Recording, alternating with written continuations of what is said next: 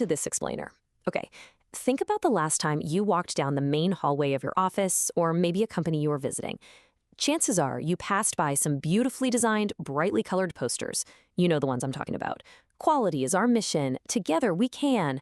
Innovation is key. The customer comes first. They are literally everywhere. And look, they're all plastered up there with the absolute best of intentions, right? But here's the highly relatable, kind of ironic reality we're going to unpack today. As the legendary management thinker W. Edwards Deming would point out, a slogan without a change in the actual underlying system is basically just a dead letter on a piece of paper. Until the system itself changes, nothing actually changes. So consider this central management paradox for a second. What's easier, hanging a poster or changing a system? I mean, obviously, ordering a glossy print from the local print shop and tacking it up in the break room takes, what, maybe 10 minutes? It feels good. It feels like you've actually done something. But changing the deeply ingrained daily operations, the incentive structures, and the communication flows of an entire department, wow, that is agonizingly hard work. But see, this right here is the core problem of declarative management. We declare things to be true on the walls, while the actual floor beneath our feet remains exactly the same. Section 1. The reality behind the posters. Slogans versus systems. Now, what's really interesting here is when we actually compare these slogans to the systems, we find a pretty harsh absurdity. Without underlying systemic change, a corporate slogan is essentially just a bedtime story that management tells itself to feel a bit better. Take this classic disconnect. On one hand, you have a beautiful slogan demanding quality is a priority, but on the other hand, the systemic reality remains identical to how it was organized 3 years ago.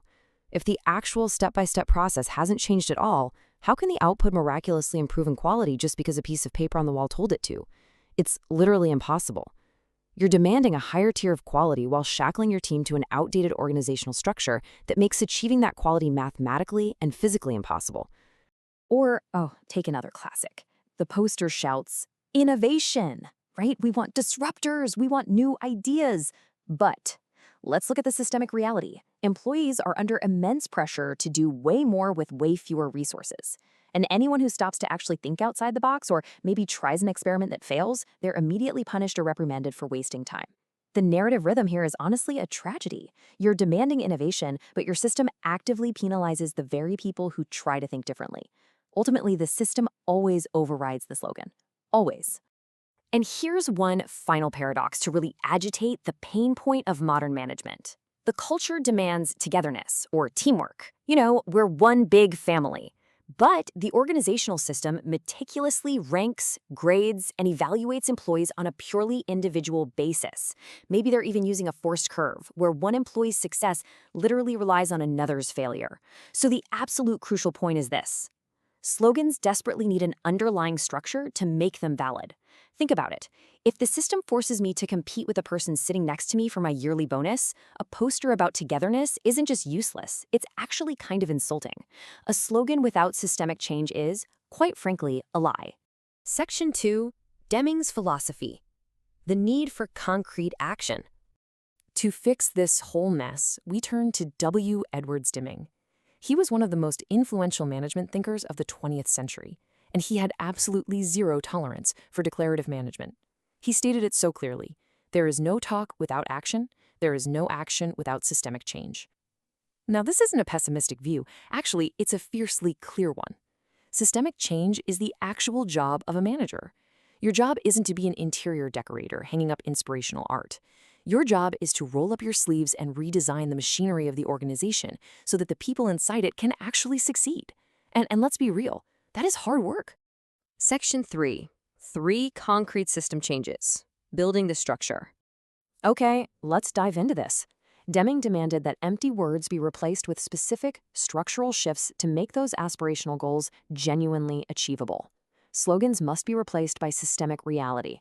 This means taking the poster down and replacing it with a tangible, measurable change in how the company operates on, say, a random Tuesday afternoon. We are validating corporate goals through actual structure.